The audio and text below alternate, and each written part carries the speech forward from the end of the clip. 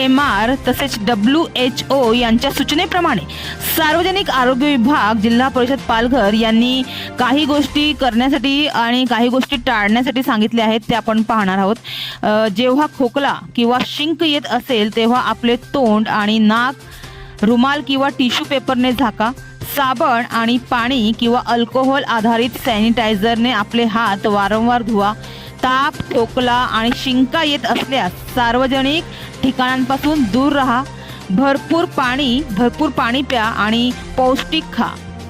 तसेच हस्तांदोलन, tissue paper आणि रुमालाचा पुनर्वापर करणे टाळा। आजारी लोकांशी जवळचा संपर्क टाळा। डोळे, नाक आणि तोंडाला वारंवार स्पर्श करणे टाळावे।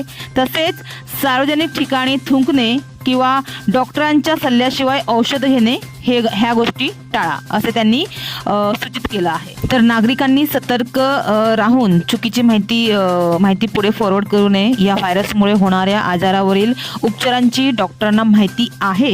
हा कोरोनासारखा नवीन व्हायरस नाही। या आजारावर देशातील काही वैद्यकीय संस्थांनी संशोधन पेपर मेडिकल जर्नलमध्ये यापूर्वीच प्रसिद्ध केलेले आहेत। त्यामुळे चुकीची माहिती ही जी आहे ती पुढे फॉरवर्ड करू नका आणि अफवांवर विश्वास ठेवू नका, असे आवाहन आरोग्य विभागानं केलं आहे। हमारे चैनल को अभी सब्सक्राइब करें और बेल आइकन दबाना न भूलें। धन्यवाद।